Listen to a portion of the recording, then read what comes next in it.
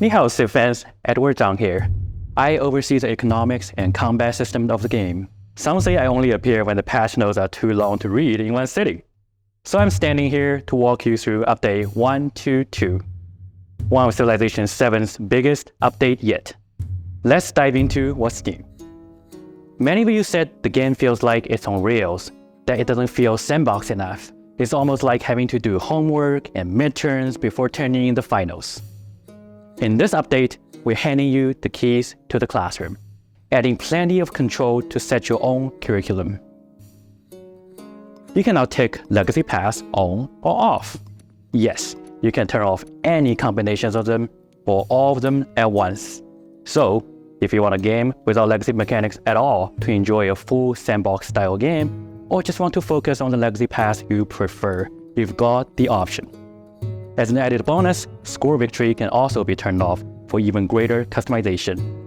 We also added a new Crisis Picker. This lets you choose which crises show up in your game.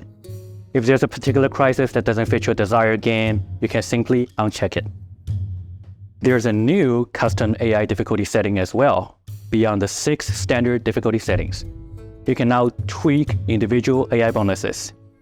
You're now able to alter things like their combat bonuses, production bonuses, or science bonuses one by one. Another big one, we added an option to bypass Civ unlocks during age transitions. This means you'll be able to pick any Civ at transition points, no matter what you have unlocked.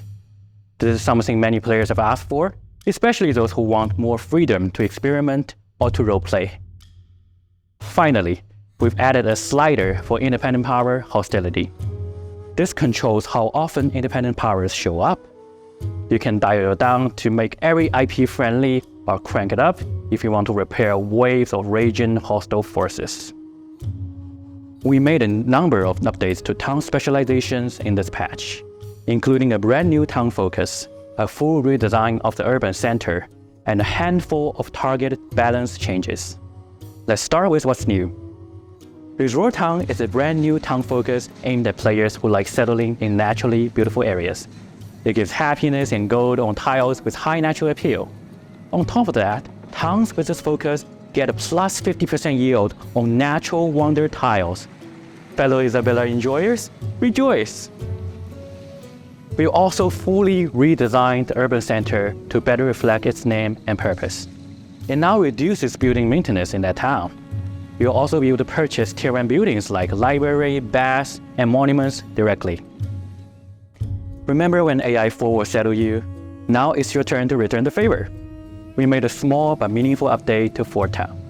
You can now purchase many additional walls instead of just one.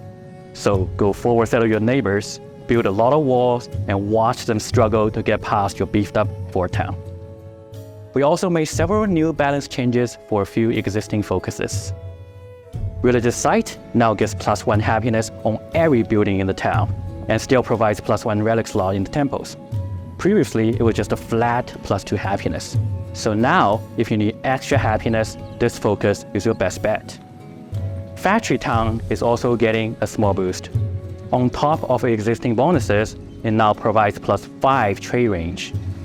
This should help you with trading and connecting cities, fulfilling its economic role.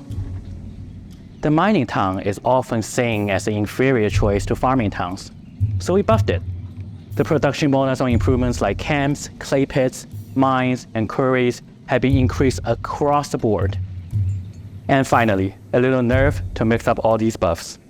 We've rebalanced Hub Town. It now provides +1 influence for every connected town, down from +2. You can thank us, Orion, for that.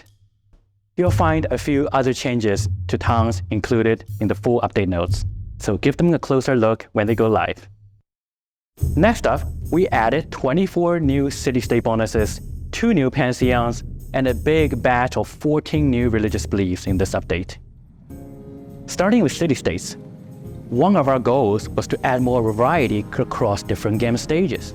For example, if you've been playing on larger maps or higher player count, you might have seen the same bonus over and over again. This update expands the pool quite a bit, with new options that reflect where you are in the game, like these.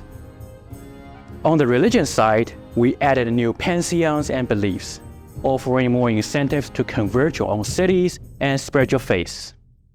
We've added 2 new pantheons in antiquity, including God of Revelry, which gives happiness on resources in settlements with an altar, and Trickster God, which gives influence towards endeavors and sanctions. And there's a whole range of new reliquary and enhancer beliefs too, which reward things like converting cities with natural wonders, building wonders, or spreading a religion into settlements with lots of rivers, specialists, or trade. Some give you extra relics, some boost influence, some help with movement or unit bonuses. There are additional opportunities now to tailor your religion to your map and your neighbors, especially if you're playing an extended game. Religion still has room to grow when it comes to engaging gameplay. This update adds some variety, but we have our sights set on the biggest changes in the future, so stay tuned. Large and huge maps are here. With each update, we've been laying the groundwork for larger map sizes. Resource generation got a big overhaul in 1.2.0. In 1.2.1, Distant Land Start gave players more breathing room, reducing crowding in multiplayer games. And now, with 1.2.2, we're ready for it all to come together. We are introducing large and huge maps with increased civ count in single player. Both large and huge maps default to 10 players. Let's talk about treasure fleets, or as they are now called, treasure convoys. The big change? These boats grew legs. Treasure convoys can now travel over land as well as water, making it much easier to bring resources back from distant lands. As long as you have improved the treasure resource in a distant land settlement, you can start generating convoys. No more fishing key, shipbuilding tech, or coastal access required. This means if you claim a distant land treasure resources on turn 5, you can start generating treasure convoys on turn 5. This should provide much better pacing, make inland treasure resources feel much more valuable, and good news, convoys won't get stranded in tiny lakes or landlocked ponds anymore. We are keeping an eye on this pass and all the legacy paths for more ways to open up fresh strategies without losing what makes them feel special. More changes on that front will be coming in the future. We made a bunch of smaller UI improvements over the past few updates, but starting with 1.2.2, you'll start to see more visible changes as well. More details on that when the update releases tomorrow. First up, an overhaul of the loading screen. Here's what's changed. A brand new layout and visual style, updated leader and civ intro text, paginated info about your civ, leaders, unique units, traditions, and more. And a much better way to surface gameplay guidance without cramming it all onto one screen. And yes, more Gwendolyn Christie voiceover.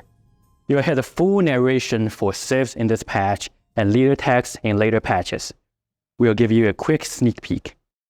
From the river-fed fields of grain to the polished limestone obelisks rises Egypt. Nurtured by the black soil that graces its riverbanks, Egypt provides for its people. And in its limestone obelisks and tombs, it challenges the most implacable of foes, time itself. Take up now the sharpened khopesh or the bronze chisel and make your mark. Immortality awaits. Quick note, all languages will get these new loading screens, but VO in other languages is still in the works. We didn't want to hold this up, so thanks for bearing with us while we finish the recording. My personal biggest wishlist item, Steam Workshop support is coming to Civ 7. You can browse, download, share mods directly through the workshop. Just subscribe and they will appear in-game next time you launch. To help people get started, we introduced documentation and some simple example mods made by a few of us on the dev team. You'll be able to check these out once the update goes live. This is the first step towards supporting modding in Civ 7, and we know a lot of you, especially our modding community, are eager for more. We're continuing to look at ways to expand our support over time. For now, we're excited to get Workshop up and running, and even more excited to see what the community does with it. I know this video has been long enough already, but there are some other highlights in this update I want to call out. I will rapid fire through these before I leave you. Pet the dog. Your scout's dog is about to put in some extra work exploring new, large, and huge map types. We added a new pet dog action so you can show your best buddy some love. Specialist Balance Pass. The full curve changes made specialists a little bit too strong, so we tuned down a few specialist-related policies and attribute points. Don't worry, as they are still plenty strong. Last but not least, Isabella got a new, updated ability. She's a fan favorite, but her flat plus 100% yield from natural wonders was a bit too much in the early game. Now she gets plus 50% yield per improved natural wonder in her empire. And yes, it stacks. If you have one natural wonder, you get an extra 50%. But you have 4 natural wonders, you get plus 200% yield to every single one of them. It's an early game nerf, but scales much better into the late game. We can't wait to see how many wonders you're gonna get. Whew, and that was a lot to go through, but there's still plenty more waiting for you in the full update notes, which will go live tomorrow. We're always listening, adjusting, and working hard toward a Civ 7 that you can believe in. So thank you, Civ fans, whether you're dropping feedback in our Discord, posting on Reddit, sending support tickets, or even just leaving comments on the videos like this one. I personally read them, so please be kind. There's a lot more in the pipeline, but for now, I hope you enjoy the update. This is Zilla signing off, and as always, stay civilized.